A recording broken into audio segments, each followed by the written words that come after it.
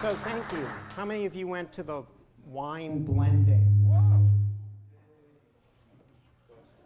Oh God, you guys are real troopers. Because if I had gone to that and I was half in the bag, I don't think I would be at this. I would have skipped this and gone to dinner. But thank you for showing. We appreciate it. Trish, you want to introduce yourself? Oh, right. Hi, everyone. I want to echo thank you, everyone, for being here. It's a lot more people than I expected. Being after a wine tour, it's a really interesting place. So my name's Trish, and I just wanted to say a couple things about design thinking. I really feel that design thinking will be like Six Sigma and lean methodologies that we have seen move into healthcare and related sectors. 5 years from now, you will all be using design thinking in your organizations. It will be a new normal. So that's where I think this is heading. It's kind of that big. And last year, I got my Facilitators course, and I've been experimenting, so hopefully we'll have a chance to chat a little bit about how you might be able to use design thinking in a practical way. So we're going to do a bit of a tag team here, and hopefully all that energy you created and team building at the wine, you can focus now on design thinking exercises at the end. So we're looking forward to working with you. Okay, so did anyone have trouble hearing Trish just now? Is anyone having trouble hearing me right now? Is there really a reason for me to use this? Thank you. Drop the mic. Now, that's become a little too much of a stereotype. So Trish is with Revera. I'm with HumanGood. That's the intro part. Let's move on.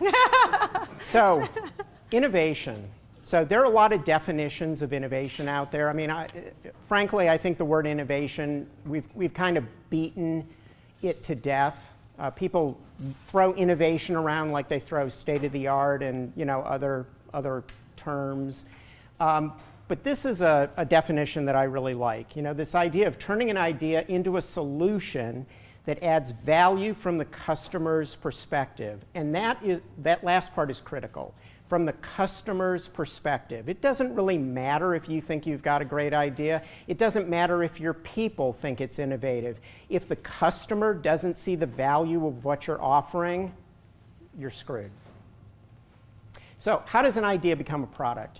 Typically, people they'll do a lot of market research. They will identify a particular customer. They will dice and slice on various demographics. In senior living, it's about age and income qualification. It might be about education. It could be about gender. But we tend to take various market characteristics and then we design to that, right? And usually we end up with something like this.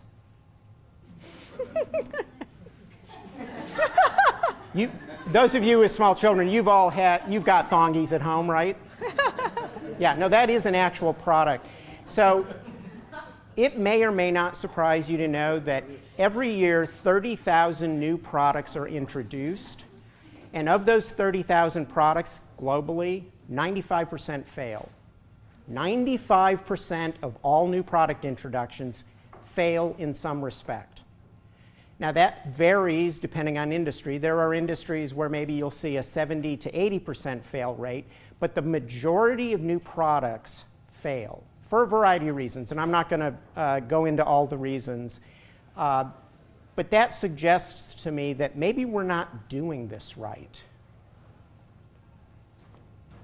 So as Trish said, we're going to talk a little bit about human-centered design or design thinking. And in human-centered design, it's really the intersection of three things. The first is desirability. What are they actually interested in? What do they desire?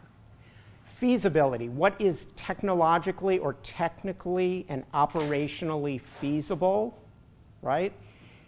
And viability. Is it financially viable? If you don't have that intersection, you're going to have a problem with your product, right? You've got to set some constraints when you're doing product design, when you're doing design that's centered around the customer. Hi there. Have you noticed that the world is full of problems? There are big, hairy problems like poverty and disease, and small annoyances like misplacing your keys. However, the geniuses at Stanford have come up with a process that will broaden your perspective and help you create better solutions, no matter the type of problem. This process is called design thinking, and it's here to change the way you tackle problems. Design thinking encourages people to explore new alternatives, creating options that had not existed before. Design thinking is successful because it focuses on the needs of the user. It's more than just good ergonomics. It's about understanding the context and culture of the stakeholders involved. This understanding is found using direct observation and qualitative data, which produces stories that people can really empathize with. Once the research is conducted, the problem solver is more apt to define what the real problem is. After diagnosing the true problem, it's time to ideate or brainstorm new ideas without the constraints of existing solutions. Because design thinkers learn by doing, these radical ideas are then made into simple prototypes that test possible outcomes. Rapid prototyping speeds up the innovation process because we only learn about the quality of our ideas when we test them in the real world. The process of ideating, prototyping, and testing is repeated early on so that mistakes are quick, cheap, and ultimately lead to success. So, why design thinking? The process provides a method and a unifying language for multidisciplinary collaboration, leading to greater creativity and better solutions faster. Suddenly, the world's problems are simple and manageable with design thinking.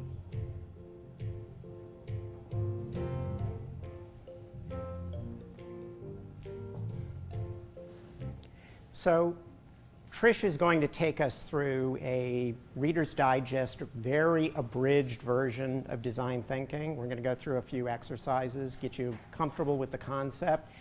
But before we do, I want to take you through what I think is a really compelling case study, a short case study that demonstrates the success of human-centered design.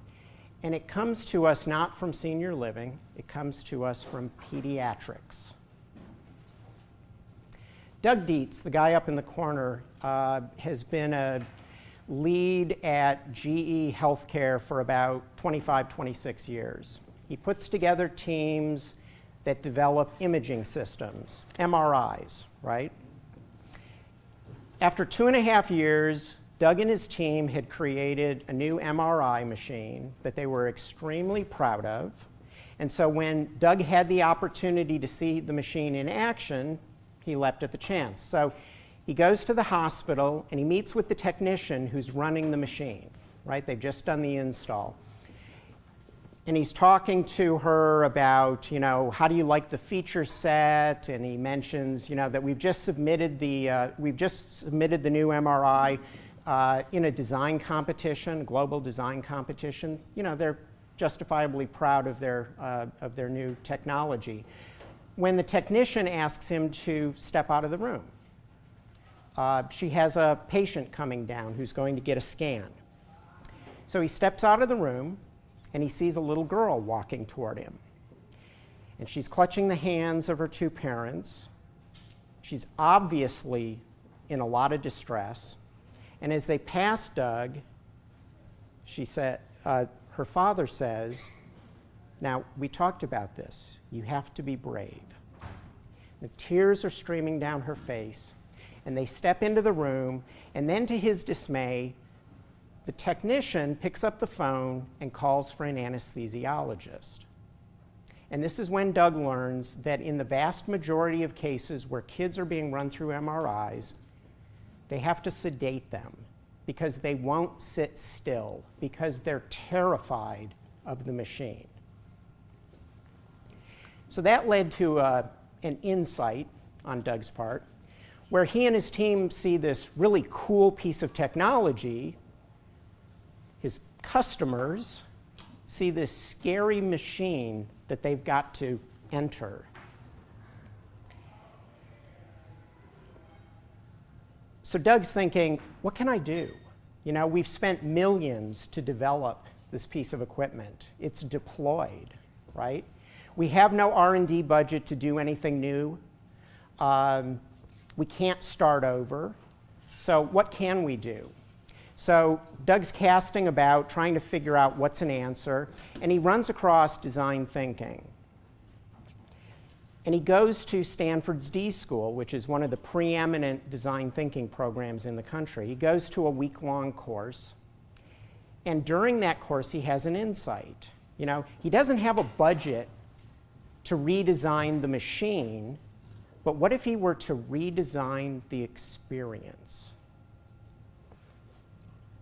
The first prototype they came up with was a pirate ship, right?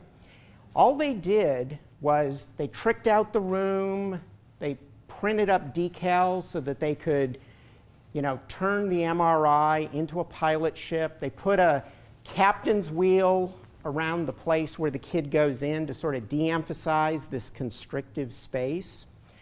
And they scripted the whole experience. They provided technicians with scripts, right? And the script for this was essentially, you're going on an ocean voyage on a pirate ship, right? And while we're out on the water, you've got to be really still. And if you are, you'll get a prize from the treasure chest across the room. Another prototype, they did a spaceship, right? You're going on a voyage into space. And you know how an MRI can make some really scary noises? Well, in the script, they would warn them. They would say, okay, now listen for it. We're going to be going into hyperdrive in a minute. And so when it did that thunk, thunk, thunk, it was part of the adventure. It was part of the experience. It was no longer a scary thing. They did 9 different stories, 9 different variations on this model. They saw their patient satisfaction rates go up 90%, where before it used to be that if an anesthesiologist wasn't on call or wasn't available, the family would have to go through it all again and it would disrupt schedules. Well, now, because it so dramatically reduced the number of kids who had to be sedated, they no longer had to deal with those scheduling conflicts. And so they had kids and parents who didn't have to repeat that awful, stressful experience. So satisfaction rates went up, sedations went way down, but the thing that really sold it for Doug was he was at an installation again with the newly reimagined equipment, and he's talking to a mother, daughter's in the pirate ship, she's 6, she runs out and she says, can we come back and do this tomorrow? Trish? Great. Awesome. Okay, so we are, as Dan said, we're going through a whirlwind of learning some of the tools around design thinking. And so the first one that I want to talk a little bit about is an idea of wicked questions. So wicked questions are thinking about how we pose something that is a little bit controversial, has some paradoxes built into it. And the use of wicked questions can solicit deeper dialogue than perhaps what might have originally ensued. So thinking about how can you infuse wicked questions into conversations at your board table, at your senior leadership team, amongst your operational group, and that sort of thing. And I really think a lot about the future with artificial intelligence and robotics and a whole bunch of things which will automate many, many aspects of what we do. And when you have that, what is left for people? And I think for people, it's insight. We need people to have the insights to know how to use the information, to know what to do with that information. And so in fact, perhaps the future lies not with knowing the answer, but the future of leadership is knowing what question to ask. And so questions become really, really important. And here is a wicked question for you. If senior living is a sea of sameness, why do we keep doing things the same way? Yeah, so it's like one of those questions that you go, ugh, right? So it's a little bit yucky, but it's a way to start thinking about things so that you can say, well, if we're doing this, why does this happen? If our satisfaction levels have been the same for 3 years, why can't we do something to shift that? So again, thinking about how asking questions can spark more creativity and get you to go a little bit deeper. Another really, really important aspect of design thinking is empathy. And did everyone, when Dan told that story about that child, did everybody feel that? You felt it. That's empathy. Empathy is when we actually feel it, when we can be in that person's shoes and we can live that experience. And we have to find ways to create empathy. And I would say it is really hard in businesses. And I don't know if you remember the slide that Dan showed with desirability, feasibility, and viability. How many of us, my company absolutely included, start with the bottom stuff? We have an idea at the head office. We start doing ROI calculations and figuring out how many people and what's the capital budget and what's the operating budget and who needs to be involved, and off we go with these projects. Did we vet it at all with our residents, with the frontline staff who feel the impact of our projects? Did we start there? We don't start there. It's not natural for us to start with desirability. It's very easy and very natural to start with viability and feasibility. And what we do with empathy is we try and go there first. We try and go to how the resident is going to feel about this, how our frontline staff are going to feel about this, and how do we do that? It is hard. I'll just give you a quick story that's made a big difference for our head office. We have a couple of resident innovation ambassadors. These are residents, they live in our communities. Once a month, they come to our head office, and they are booked for meetings with various people across the organization. And those meetings are important because our teams are getting direct input from a resident. But what's interesting that I've noticed and people have commented on, it is their very presence that has made the biggest impact. It's not even that they have, it's not, some people in our office have never spoken to them directly. But the fact that they're wandering around, that we have one of our resident innovation ambassadors now in a wheelchair. He had a stroke, and he's amongst our staff. They feel it.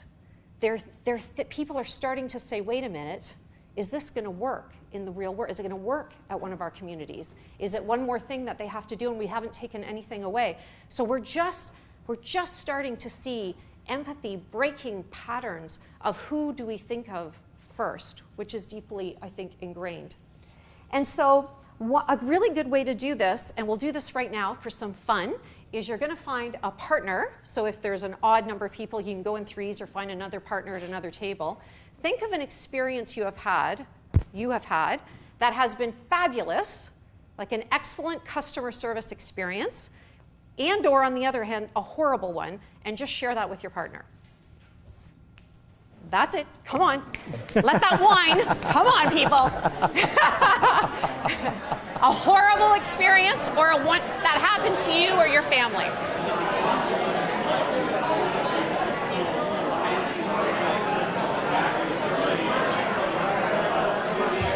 All right. I need the mic to break up the conversation. That is awesome.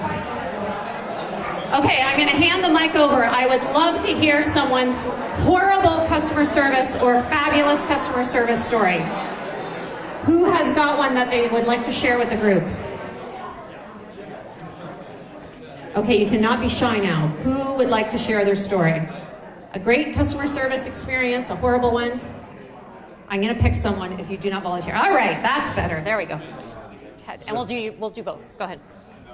Okay, so I have a horrible customer service experience. I'm Ted Teal, by the way.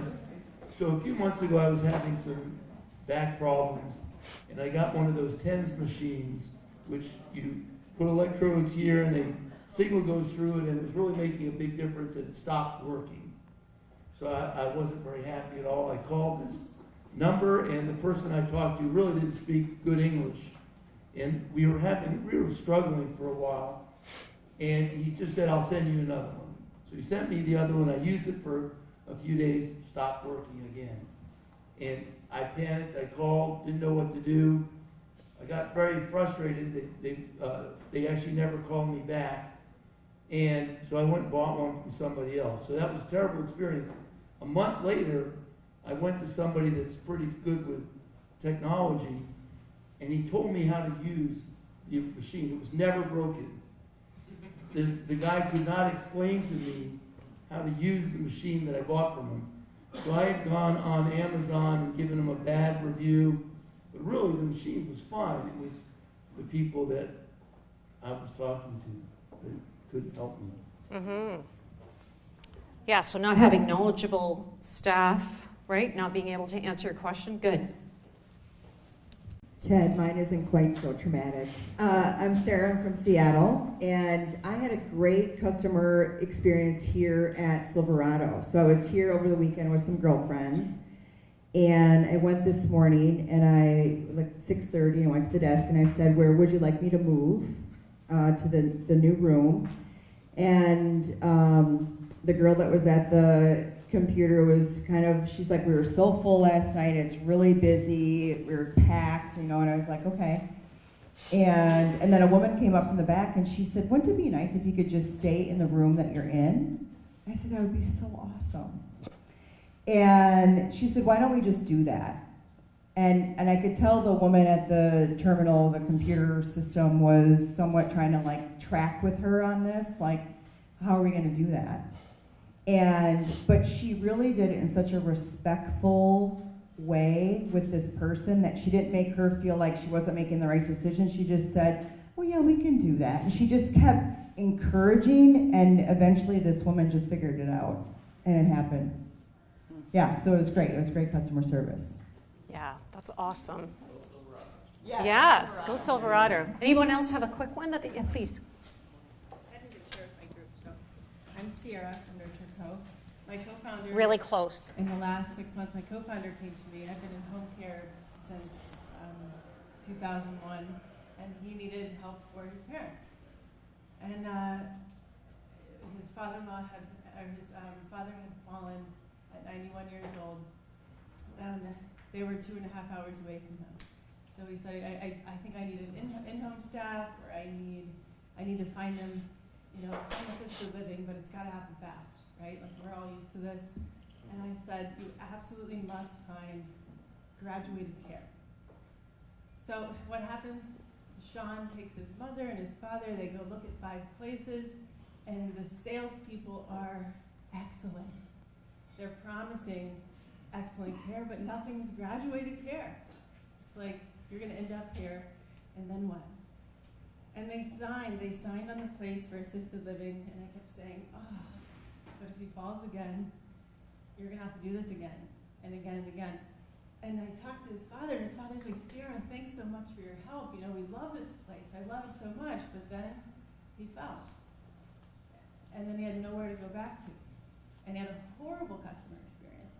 And I think it's relevant to our industry, but we see this every day. We can sell something, but what a bad customer experience. He's now moved 4 times in 2 months, and he's still looking for that place called home. Yeah, thank you very much. That's very poignant, and I think this is at the heart of empathy. At the heart of empathy is that we feel what our customer feels. And so thank you very much for that very relevant example. If you map the customer journey for most of us in senior living, it starts with the call to the eldest daughter that something has happened. A hip has been fractured, a spouse has died, something has happened. It tends to be relatively needs-based. And that starts a journey of, on one hand, guilt and frustration for the family members who are trying to help their parent. And for the parent, there is grief, and there is loss, and there's confusion, and all kinds of stuff. We have an industry that starts with an experience that is already fraught with a lot of emotion. And if we don't have empathy for this cauldron of emotion that's happening both for our customer and for their family member, how can we possibly make it better. We need to feel that so that we can help. We can help with the sales process. We can help with the onboarding. We can help in all those points where that experience can be really different and really special. So yeah, thinking about how can we have empathy, empathy for frontline staff, empathy for residents, empathy for family members, and how do you build that in to your business? One of the things that is really important is engaging staff. And I think this is another place where most businesses, again, tend to ideate where? With the same people, yes? Who ideates with the same people in the same group or the same team? So if we have a human resources issue, the human resources team gets together and brainstorms. And again, I feel like this is not the future. The future of really robust businesses is going to be teams that can quickly come together, be interdisciplinary, solve a problem, move on to the next one. It's how we're going to engage the next generation and the millennials and everyone after them. And you know, when you think about how to solve a problem well, doesn't it make sense that if you saw it from all kinds of different lenses, you're going to get a richer solution? So how do we engage people? So think about in your organization, how do you bring a cross-discipline team? There's a great quote by Amazon. So Amazon tends to have sort of 2 large pizzas. As this is a guiding principle, 2 large pizzas, which means that they don't want teams of thousands. They don't want a team of thousands. They want thousands of teams. And if their team is bigger than 2 pizza boxes worth of food, if you can't feed that team with 2 large pizzas, then the team is too big. And so they are constantly iterating around small projects, small improvements that are very customer focused, and they don't want 1,000 people on a team trying to work on a massive project. They only want small projects that you can feed that team with 2 pizzas. And it's like a really interesting way to think, is to have thousands of teams, not teams of thousands. So ideating, what's the first thing that comes to mind around ideation? Like, what's a good way to ideate? What are some rules of ideation? Can anybody think of one rule of ideation? No criticism. Defer judgment. Yes. Is that hard? You know, your CEO is part of your brainstorming. What do? Right? And you think it's a really lousy idea. Is anyone going to tell the CEO it's a really lousy idea? No. So we have to find a way to be able to tell the CEO, yeah, we're going to defer judgment and we're going to let other people speak. So that's a great one. What else?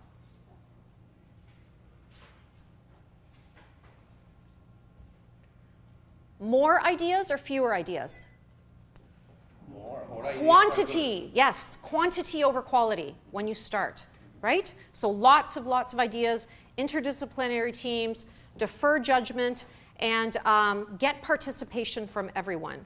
So one of the things that we try to do now is not have sit-down meetings. We try and get people standing up, try and get them engaged, go to a whiteboard, get sticky notes, get pens, get people thinking on their feet, engaged, collaborating, working with other things, drawing pictures. What we're going to do for fun is another way to ideate, which is back to my point about questions. So this is going to be, we're just going to do that for yourself, because you can pick a personal problem or a work problem. And I am going to, for 2 minutes, what I want you to do is ideate questions, not answers. So in your own mind, a marriage problem, a teenage child problem, a recruitment problem at work, pick a problem, pick a challenge you're having right now, and then you have pads. I'm going to go for 2 minutes. Just ideate for yourself on questions, just questions, no answers, only questions, okay?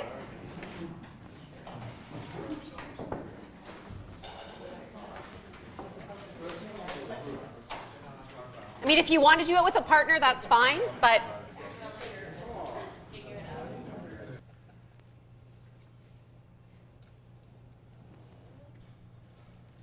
all right, just wrap that up. All right. Dan thought we could get you all to share your deepest, darkest problems, but we're not going to do that. What we will do, though, is ask you about the experience of asking questions about a problem versus coming up with answers. Would anyone like to share how that felt? I'm going to pick someone. Any volunteers?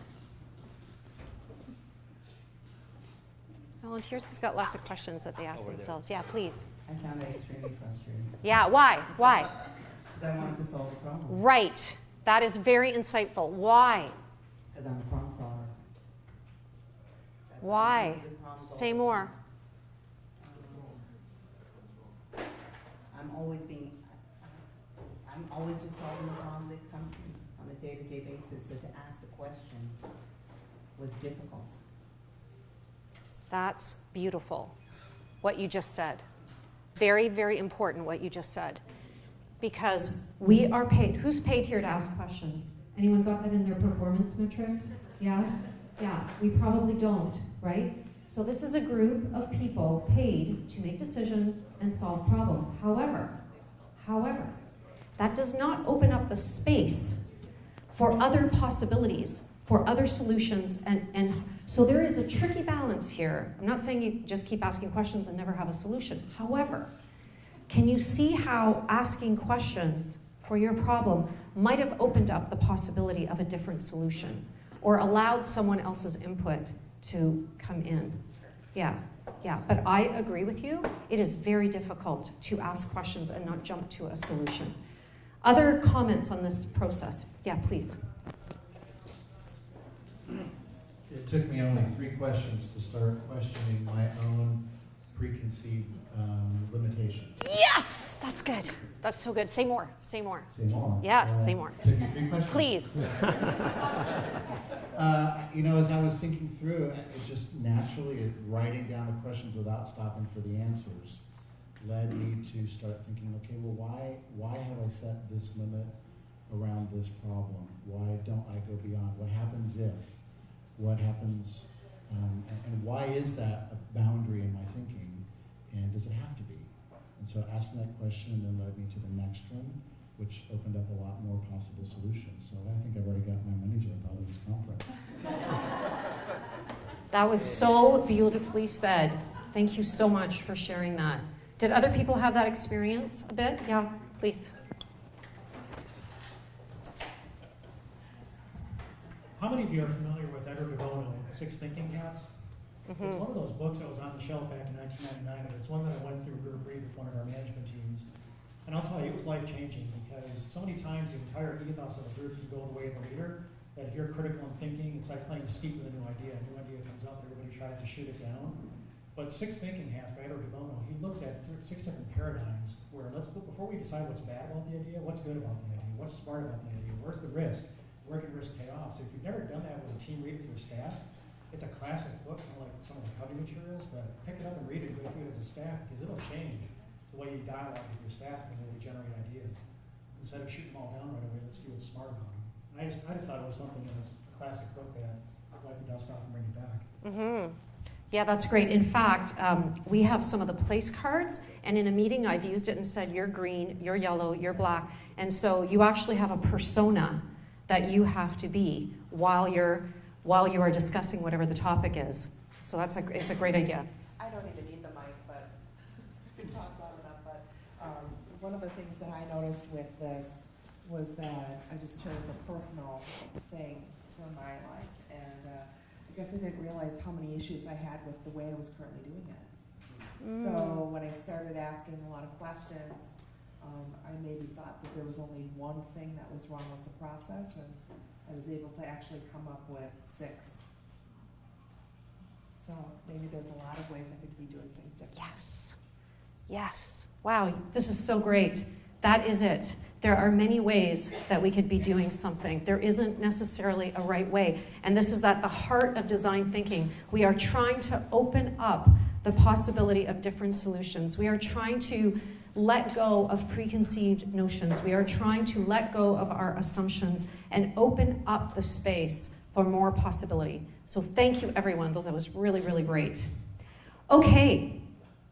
This is another really, I don't think I need, this is another interesting, really interesting aspect of design thinking, is setting the problem statement so that you have more possibility of getting good ideation from it. All right? So the way that this works is you take your user, your specific user, and you think about the benefits to the user. This is at the heart of design thinking, user human centricity. And then you change it into a how might we question. So we're going to do the first one together. We're going to do one together so you get the hang of it, and then I'll give you a couple that you're going to do at your table. So let's say, for example, we have inconsistent operating practices, and we want to solve for that. Forget about this part. What would be a normal way that you do that in your organization? Some root cause analysis, some discussion with key people, right? Normal stuff. Okay, let's try and change inconsistent operating practices into a how might be question that we could ideate around and create more solutions for. So, who might be the specific user, the end user with inconsistent practice? So in this case, we want to try and find the specific area. So someone pick an area for me. Food services, excellent. What is the benefit to your food services employees of having consistent operating practices? What is the benefit to them? So we now have so how might we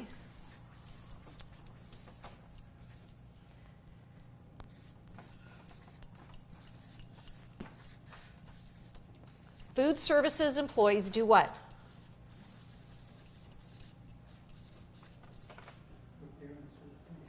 Pardon? They prepare and serve food. What is the benefit to them?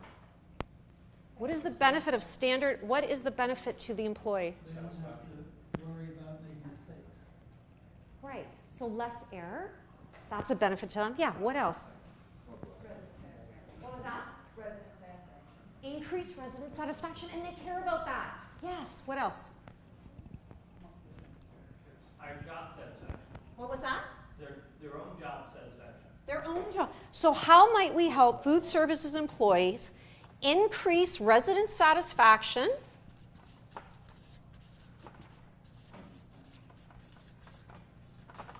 reduce risk, and increase their own employee satisfaction? Who thinks using this how might we question will solicit more interesting ideas than if we sit around thinking about how to create standard operating procedures for food services?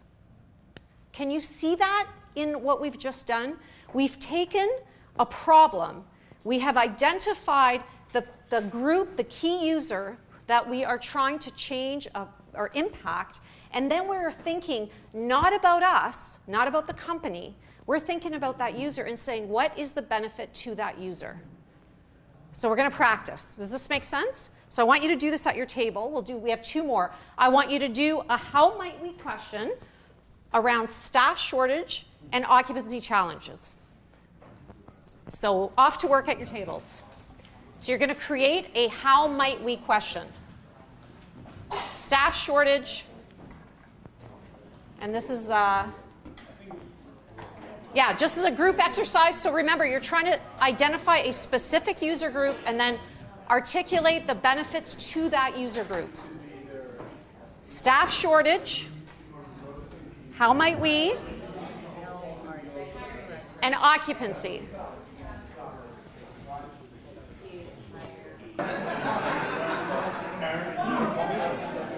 Has anybody got one yet? Does anyone have a winning question?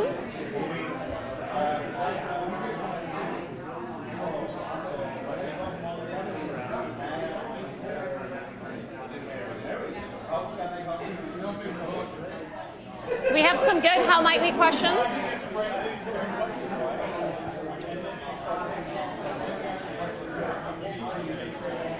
Okay, do we have a couple done? Has anybody done their question? Who has a question ready? Anyone? You guys had a question done, right? Do you have a question?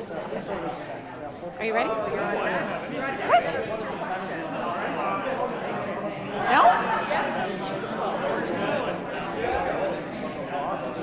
It is good. Okay.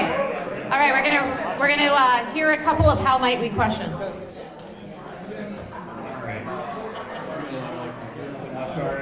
Okay, nice and loud. So here's what we have.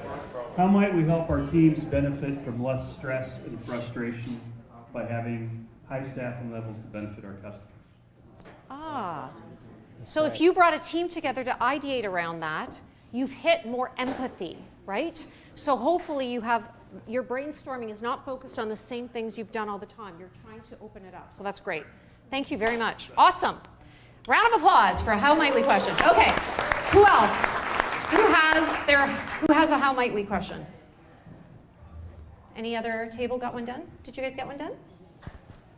Just the first one. Hard. Who the user? Yeah. Okay. Can you please say that out loud, because this is a very important point. Our table debated on who the benefit to the user was, so we had a difficult time putting the question together. Yeah. And that's interesting, isn't it? Think about what you just said. Hard time, and that's what we all have. This is a hard time figuring out who is the user, what are we trying to impact, and what is the benefit to them. So if we think about, when I think about a staffing shortage, I think about how might we help potential employees find work that is gratifying, where they build great resident relationships, where they're recognized. So if we think about that, then you can, again, open up the possibility. But it is hard, and that's so great that you said that. It is so hard to identify the user and then what are the benefits to them. But if we can't do that, this is a problem. Because guess what's going on in the world? User is everything. Who uses Amazon? Yeah. Wayfair? Yeah. Like, the world is now transparent. You go on Yelp, you go on TripAdvisor, you just write exactly what you want to say. You get stuff at 3 o'clock if you order it by 10 a.m. We want speed, we want good customer service, we want things. The customers that are coming to senior living are going to be that. They're already starting to be that in their family members and eldest daughters. So we have to adapt ourselves to think about the customer truly in terms of our user, and then what are the benefits not to us, but to them. So I think that's a really good point, and Dale's going to say more about that at the end. Okay, we're going to do one more. Prototyping and testing. Yeah, prototyping and testing. Another thing that is hard to do, right? How many people, once they have a project, they sort of do a pilot, and almost regardless of what the pilot says, we just move on and roll it out, or the pilot stays in limbo land for eternity and it never gets rolled out. Has anyone ever had that experience within their organization? Yes, we have all had that experience. Why? Because we're not that great at prototyping and testing things and figuring out what element of this project am I making an assumption on that I need to test. It's a bit like the thong diapers. We needed to test whether there was a market for that, and the assumption we had made that a saggy diaper is a big impact to mothers, we needed to have tested that. So let's do an example at your table, one more, and then we're going to get out of here soon and have dinner. We'll do this at your table. If you wanted to prototype and test moving from 2 dinner seatings to open dinner in your communities, if you wanted to, so you have 2 seatings now and you want to move to completely open, what would you have to prototype, what could you prototype and test, and how could you do that? Before you just did it, what could you prototype and test? Discuss at your table. Come up with some ideas.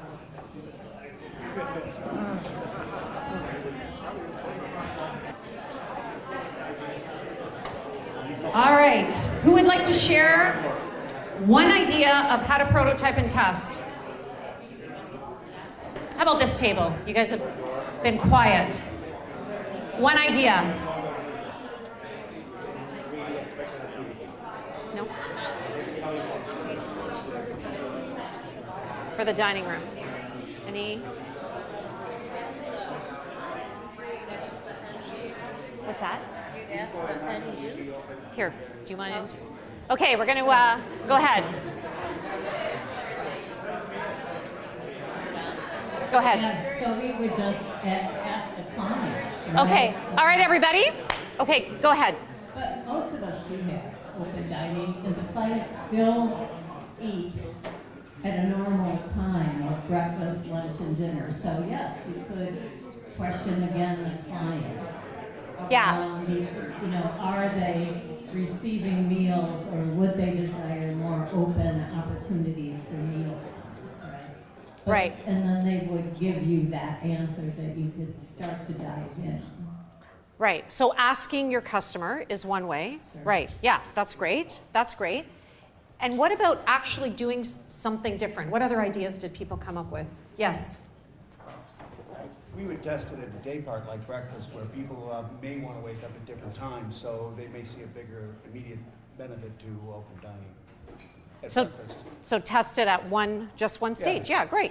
Yeah, awesome. Okay, yeah. We're going to do the prototype, and they won't know that we're doing it, because we're going to tell them, next 5 de Mayo, we have a great launch, and it will be open seating. So they don't know that we're doing it because we want to test it. Right. Excellent. So pick it around an event and just look at the feedback and the input. Yeah, that's great. Other ideas of how to prototype and test? Yes. Prototype a schedule.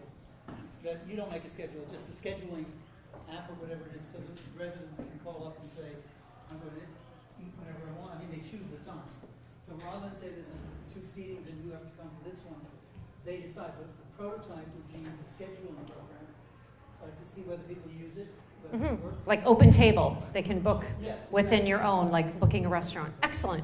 Okay, so these are all great ways to prototype and test. I think the point is we often don't think of doing rapid testing and just instead of talking about things, just trying them and then getting the feedback directly from our customers. Awesome. Okay, I'm going to hand it back to Dan. Oh, do you want that? I don't know. Do I need it? So the part of the process, the part of the design thinking process that we're not really able to play with in this setting is it is the most important part.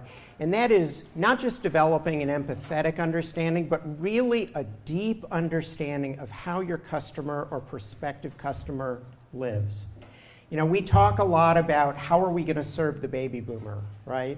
You know, we have a lot of experience serving GI and silent generations. We have limited experience. Some of us are baby boomers. And we don't even necessarily understand what it is we're going to want or need in the future. What we need to do as an industry is we need to spend more time sitting with people and understanding how they live. This is not about creating focus groups. I hate focus groups. I think focus groups are pretty much worthless. Focus groups represent the voices in the room, right? They represent the loudest voices in the room. And the people sitting around who aren't speaking up, they may have totally different opinions. But if you spend time going and living with people, doing close observational work, I often think, I want to hire anthropologists in my company because I want them to teach me how to closely observe how people are living, right? We did a project where we did some concept work around developing a middle market product geared toward the baby boomer. Now, how did we develop our insights? We went out and we sat in the living rooms of 30 or 40 people who, as best we could, fit the profile of who we thought we would want to serve. And we spent 3-4 hours in each of those living rooms, and we started big, and we slowly brought it in, right? You start big by developing an understanding of how people are living today. How are they currently living? What does a great life look like today? What are they contending with? It was fascinating to listen to people talk about, you know, they're in their late 50s, early 60s, and you ask the question, so what's that going to look like in 15 years? And suddenly it dawns on them, oh my God, you mean when I'm 70? They haven't even really thought about it. People are living day to day. Some people are planners, right? They've got it all laid out. We talked to a couple up in Seattle who They bought their latest home with a plan. You know, this is going to be our last home. These are the characteristics we were looking for in buying this home, where it's located, what it gives us access to, the physical layout. Those people are rare.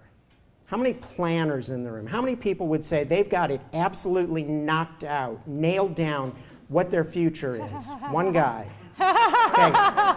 Two people, three people. Okay, so the rest of you, talk to those three, find out what their plan is, and then duplicate that, right? You've got to develop a deep understanding of how people are living and how they want to live, right?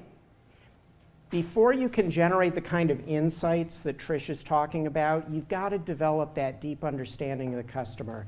And talking only to your residents isn't going to do it, because let's face it, your residents are that tiny sliver of people who have chosen us, right?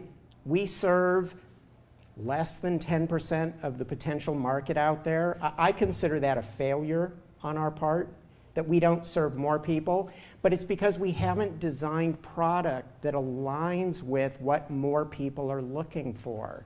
But if we spent more time going out and talking to people and developing a deeper understanding of how they want to live, we would probably generate some really brilliant ideas, right, around what that communal living experience would be. Not everybody wants to live in a community. They may not even recognize that they're part of a community, but they may not want to live in a congregate living situation. But lots of people would if we designed it in better alignment with what they're looking for, right?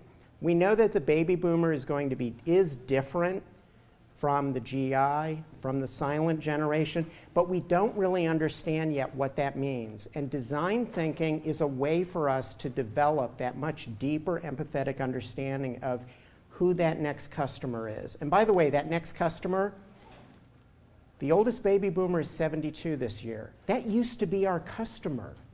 We used to serve those people. When did we give up on 70 and 60 somethings? Why are we only focused on 80 and 90 somethings? So don't think in terms of the baby boomer is coming. The baby boomer is here. The problem is that our product does not align with what they're looking for. And that's the challenge. But I think that's also an amazing opportunity for us. It's an amazing opportunity for us to start to move away from that ocean of sameness that Trish was talking about and really start to develop greater variability in the products and services that we can offer people. And that's what excites me about working in this space, the possibilities more than the realities, you know, the current realities.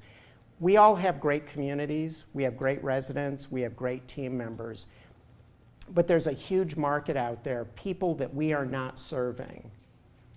And we should be serving them. We should want to serve them. We've got a great product. You know, we've got a great concept in terms of, you know, purposeful, engaged, congregate living.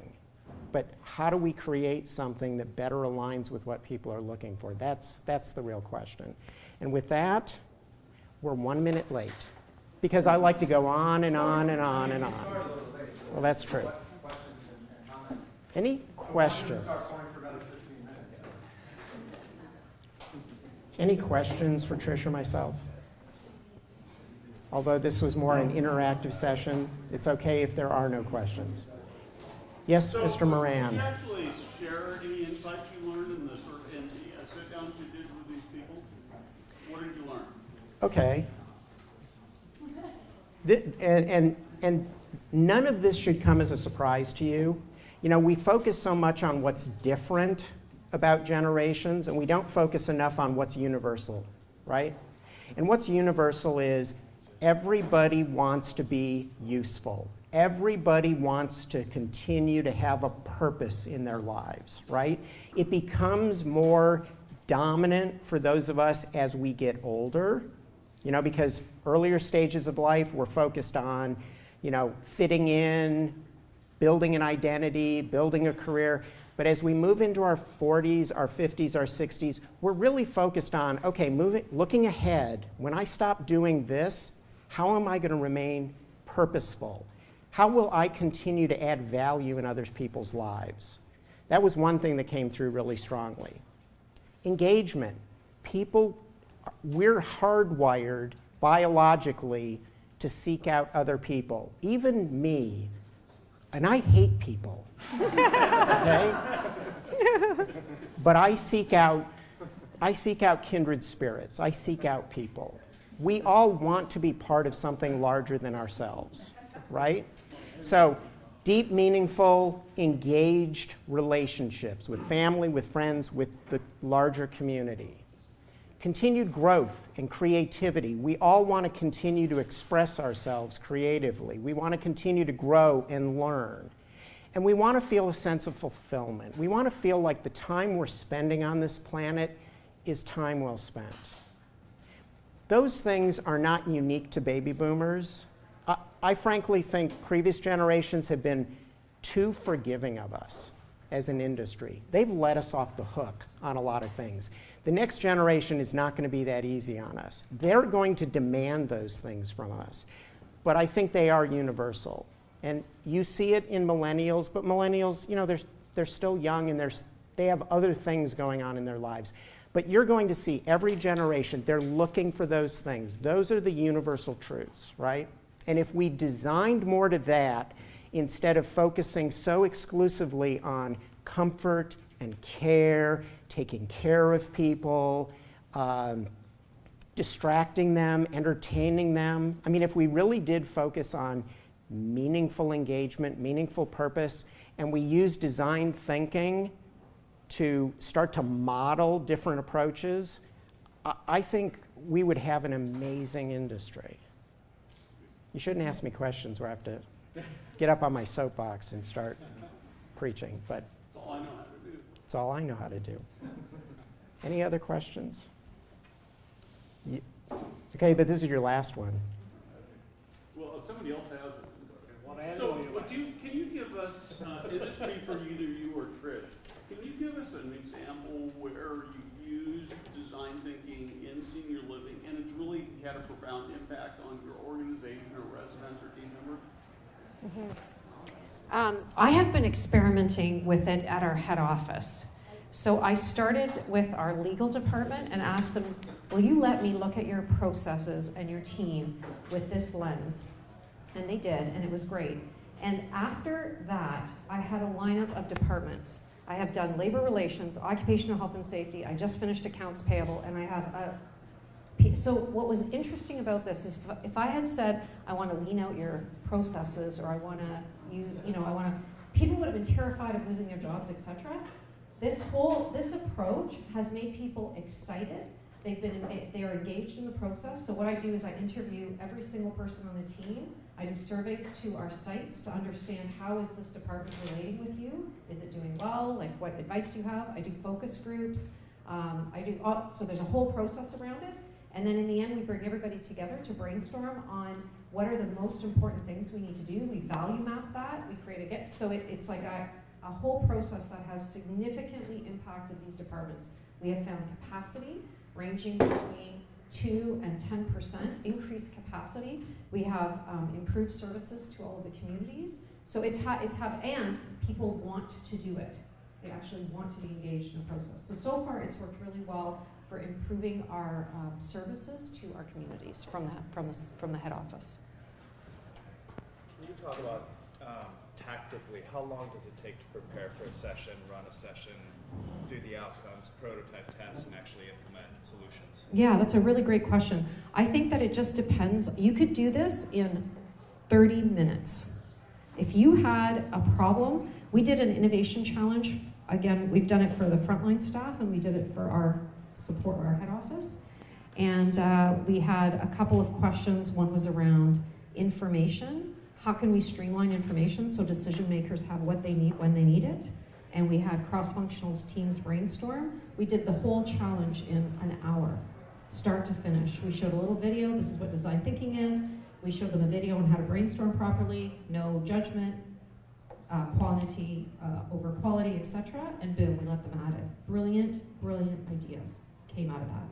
I think if you were doing a more deeper one, like let's just tackle that we need to redesign our entire experience around our residents and our upcoming residents, that's probably a bigger project. But I think that you can even do it in small ways. You can improve the resident experience for onboarding when they first walk in. How is their first day the best day they've ever had? How do you do that? Bring a group together, ideate, prototype, test. So, what IDEO would say is faster is better. Don't create long project timelines. Yeah. Tell everybody you've got a week to come up with the idea and test your first run of it. And so that's what I would encourage. Get the learnings faster rather than later. And we've done some work around reimagining the CCRC or life plan community, and we spent about, I'm going to say 60 to 90 days to develop some really foundational principles that now that we've got someone who's tasked with innovation and experience design, they now have something to work off of when we say, these are kind of the pillars of our thinking around, what that new reimagined experience might look like, what would it entail. So that work involved going out and, as I said, sitting with 30, 40 people in 4 communities, having our design thinking team go out there, sit with those people, bring back their findings. They do a literature review, a lot of interviewing. They come back. We spent time. That whole process was about 90 days. The thing to remember is a community is basically a bundle of experiences, and you've got to unbundle the bundle. As Trish said, onboarding. That's an experience, right? Dining is a whole series of different kinds of experiences. You could take any one of those hundreds of experiences that come together to create community living, and you could focus on reimagining that particular experience. If you look at design thinking case studies, major healthcare players, hospitals, they'll tell you, we've been doing this for 10 years, we've been doing this for 13 years, we're never going to be done. This is not something that you do for a while, you get to the end result, you pat yourself on the back and you move on. It's a different way of thinking, it's a different way of problem solving. And what we're trying to do, and we're at the very early stages, is we want to bake into the DNA of our culture this idea of using design thinking to problem solve and identify and capitalize on opportunities. So, but we see it as the first step in just a different way of being into the future. We're going to let you go because there's alcohol out there. Good job, everybody. Thank you. Thank you very much, Dan. Thank you.